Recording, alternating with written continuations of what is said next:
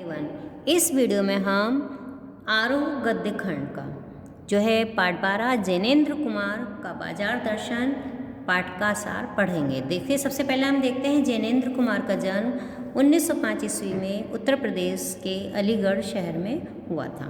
सबसे पहले हम इनके बारे में थोड़ा सा देखा हमने कि सबसे पहले ये हुआ कि इनका जन्म 1905 ईस्वी में उत्तर प्रदेश के अलीगढ़ शहर में हुआ। इनकी प्रमुख रचनाएं कौन कौन सी हैं? देखिए, परख, अनाम स्वामी, मुक्तिबोध, जयवर्धन, ये क्या है इनके उपन्यास हैं।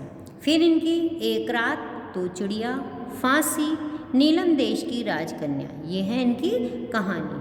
और इन्हें कौन कौन से पुरस्कार प्राप्त हुए? देखिए, इन्हें साहित्य अकादमी पुरस्कार, भारत भारती सम्मान और पद्म भूषण पुरस्कार से सम्मानित किया गया है। इनकी भाषा सरल विशेषण युक्त अंग्रेजी शब्दों का प्रयोग किया है इन्होंने। इनका जो है निधन सन 1990 ईस्वी में हो गया। अब देखिए हम पाठ का सार, जो चैप्टर है इनका जैनेन्द्र कुमार का हमारी बुक में बाजार दर्शन पाठ हैगा, और तो उसका हम समरी पढ़ेंगे। तो समरी की वीडियो हम पूरी सुनेंगे और उसके बाद हम चैप्टर को भी अवश्य पढ़ेंगे। कि चैप्टर पढ़ेंगे तो हमें समरी जल्दी से समझ में आ जाएगी और बढ़िया तरीके से हमें समझ में आ जाएगा चैप्टर। बाजार दर्शन जैनेन्द्र का एक महत्वपूर्ण निबंध है। तो बाजार दर्शन क्या है? जैनेन्द्र का निबंध है, जिसमें बाजार के उपयोग, सदुपयोग और दुरुपयोग पर सूक्ष्म चिंतन प्रकट किया गया है। इस चैप्टर में क्या है? इसमें जो है बाजार का क्या उपयोग है, क्या अच्छा उपयोग है। मतलब बाजार का तो उपयोग सभी करते हैं, अच्छा उपयोग और दुरुपयोग, मतलब अच्छा उपयोग और बुरा उपयोग पर बहुत बारीकी से चिंतन दिखाया गया है कि कौन उसका अच्छा प्रयोग कर रहा है, कौन बुरा प्रयोग कर रहा है, तो उसके बारे में बताया गया है। अब देखिए, शुरू करते हैं। लेखक अपने परिचितों मित्रों से जुड़े अनुभव बताते हुए यह बताता है कि बाजार की जादुई ताकत कैसे हमें अपना गुलाम बना देती है। जो लेखक है, लेखकों ने अपने जान पहचान के लोगों से, अपने मित्रों से जो भी अनुभव इकट्ठा किया, जो भी उसे एक्सपीरियंस हुआ है, उसके आधार पर उसने बाजार की जो जादुई ताकत होती है, मैजिक जो है, बाजार का जो मैजिक होता है, उस लोगों को कैसे अपना गुलाम बनाया हुआ है बता रहा है। अगर हम अपनी आवश्यकताओं को ठीक ठीक समझकर बाजार का उपयोग करें तो उसका लाभ उठा सकते हैं। अगर हमें अपनी आवश्यकताएं पता हैं कि हमें इस चीज़ की आवश्यकता है, तो हम बाज़ार में उसी दुकान पर जाकर वो सामान लेकर आएंगे, तो हम बाज़ार का जो है लाभ उठा रहे हैं। कैसे लाभ उठा सकते हैं? लेकिन अगर हम बिना ज़रूरत तय किए बाज़ार जाते हैं तो उसकी चमक दमक में फंस गए तो वह असंतोष और ईर्ष्या से घायल कर हमें सदा के लिए बेकार बना सकता है। अभी देखिए, इसमें क्या चीज़ है कि अगर हमें ये नहीं पता हमें क्या सामान लेना है, और हाँ भाई चलो बाज़ार चलते हैं, बाज़ार जाकर वहाँ पे जो है मैं ये भी अच्छा लग रहा है, ये चमक दमक, बाज़ार की चमक दमक क्या का है कि चीज़ ये यहाँ पे अच्छा लग रहा है, वो अच्छा लग रहा है, भाई जेब में पैसे हैं तो अपना खरीदते चले जाते हैं, तो उसमें हम फंस जाते हैं। और बाद में जब घर आकर देखते हैं, अरे तो ज़रूरत भी नहीं थी, तो अच्छा नहीं है, बेकार है, तो उस चीज़ों को बताया गया कि हमें जो है बेकार बना देता है। इस मूल भाव को जैनेन्द्र कुमार ने अलग अलग भावों से समझाने की कोशिश की है। तो जो उसमें जो एक मूल भाव निहित है बाजार का सदुपयोग, तो उसको जो है अलग अलग तरीके से समझाने की कोशिश की है। एक बार लेखक के मित्र बाजार गए तो फालतू सामान खरीद लाए। इसमें जो है लेखक बता रहा है कि एक बार मेरा मित्र था, वो बाजार गया था, तो वो बहुत सारा फालतू का सामान उठा लाया। ज़रूरत तो उसे किसी भी एक आधी चीज़ की थी, लेकिन वो बहुत सारा सामान खरीद के लाया। लेखक इसके पीछे ग्राहक के सामर्थ्य को जिम्मेदार ठहराते हैं। तो लेखक ने किसको जिम्मेदार ठहराया? जो ग्राहक की सामर्थ्य, मतलब उसकी जेब में जो पैसे थे खरीदने के, बाजार गए सामान खरीदा, अगर हमें पॉकेट में पैसे नहीं है तो हम कहाँ से खरीद लेंगे, तो उसकी सामर्थ्य को जिम्मेदार ठहराया। लेकिन कुछ संयमी भी होते हैं जो फिजूल खर्ची के बजाय पैसे जोड़ने में विश्वास रखते हैं। लेखक यहाँ पे कह रहा है कि लेकिन कुछ लोग संयमी होते हैं कि मतलब संयम से काम लेते हैं, उनकी जेब में पैसा है लेकिन उन्हें जो है फिजूल खर्च करना पसंद नहीं होता, वो पैसे जोड़ने में ही विश्वास रखते हैं। अब आगे चलते हैं। लेखक का एक दूसरा मित्र बाजार जाकर खाली हाथ लौट आया। लेखक ने दूसरे मित्र का लिए बताया कि वो बाजार गया था, लेकिन वो खाली हाथ ही लौट आया। उसका कहना है कि बाजार में ऐसा कुछ नहीं जिसे न खरीदा जाए।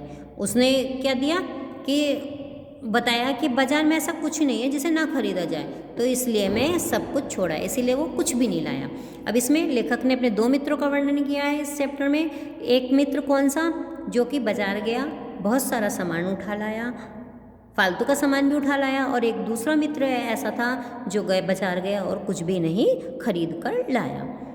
लेखक मित्र से सहमति प्रकट करते हुए कहता है कि बाजार में जादू है जो खाली मन वाले व्यक्ति के सिर पर चढ़कर बोलता है। इसमें लेखक जो है दूसरे मित्र के साथ अपनी सहमति प्रकट करता है और कहता है कि बाजार में तो एक ऐसा जादू है, ऐसा मैजिक है कि जिसका मन खाली हो और उसमें जेब में खूब पैसा हो, तो व्यक्ति के ऊपर सिर चढ़ चढ़ के बोलता है, तो उस व्यक्ति को बहुत अधिक आकर्षित करता है और बहुत सारा सामान खरीदने पर मजबूर कर देता है। तो बाजार को एक बाजार को जादू कहा गया है। अब आगे चलते हैं चैप्टर में। वीडियो को आप पूरी देखिएगा, बीच में मिस मत करिएगा। लेखक बाजार के प्रभाव से बचने का उपाय बताते हैं। लेखक जो है बाजार का जो ये प्रभाव है, जो मैजिक है, उससे बचने का एक उपाय बताता है कि हमें खाली मन से बाजार नहीं जाना चाहिए। लेखक कह रहा है कि जब हमारा मन बिल्कुल खाली हो तो हमें बाजार बिल्कुल नहीं जाना चाहिए। हाँ, आवश्यक वस्तु लेने जाने की बात और है, और कह रहा है कि जो अगर आवश्यकता है किसी वस्तु की तो उसे जाने की बात कुछ और ही है। हमें मन की भी सुननी चाहिए, लेकिन खुली छूट नहीं देनी चाहिए। हमें अपने मन की बात भी सुननी चाहिए, लेकिन बिल्कुल खुला नहीं छोड़ देना चाहिए कि जो जी में आ रहा है खरीदते जा रहा है। मन तो जो है चंचल है, वो जो है हर तरफ भागता है, कोई भी चीज़ अच्छी से देखेगा उसी की तरफ भागेगा। आगे चलते हैं। लेखक अपने पड़ोस में रहने वाले एक चूरन बेचने वाले भगत जी के माध्यम से मन की आदर्श स्थिति को बताते हैं। लेखक जो है यहाँ पर, जो उनके घर के पास एक चूरन बेचने वाला भगत जी था, उसके माध्यम से, उसके जरिए से जो एक मन की आदर्श स्थिति होती है उसको बता रहे हैं। वो रोज़ 6 आने से अधिक नहीं कमाते। उसका जो है रोज़ का कितना है, 6 आने से अधिक पैसे नहीं कमाता, इसलिए वे अपना चूरन थोक व्यापारी को या ऑर्डर पर नहीं देते। वो अपना चूरन केवल वैसे ही बेचते हैं, जगह जगह अपने उस पर ले जाके, अपने ठेले पे या अपने उसमें, तो जो है वो किसी भी थोक व्यापारी को या ऑर्डर पर नहीं देते। निश्चित समय पर अपनी पेटी उठाकर चूरन बेचने निकलते हैं। वो अपना चूरन किस में रखते हैं, एक पेटी में रखते हैं, एक बक्से में बंद करके रखते हैं, और अपना जो है उसी से चूरन बेचते हैं। 6 आने की कमाई होते हैं वे चूरन बच्चों में मुफ्त बांट देते हैं। जब 6 आने की उनकी कमाई हो जाती है, जो उनका कमाई का जो एक है कि उन्हें 6 आने तक ही कमाई करनी है, तो वो जो है उसके बाद जो चूरन बचता है वो बच्चों में फ्री में बांट देते हैं। जितनी सद्भावना भगत जी ने बटोरी उतनी शायद विद्वान भी ना बटोर पाए। जिस प्रकार मन में के अडिग होने पर चूरन बेचने वाले भगत जी के समक्ष पैसा गिड़गिड़ाता था, बाजार का आकर्षण फीका पड़ जाता था, उसी प्रकार हर व्यक्ति को अपने मन पर संयम रखना चाहिए। उन्होंने कहा कि जो है 6 आने की कमाई करने के बाद जब वो मुफ्त बांट देते थे, और जो है जितनी जो है उन्होंने प्रसिद्धि बटोरी थी उतनी तो किसी विद्वान भी नहीं बटोर पाए।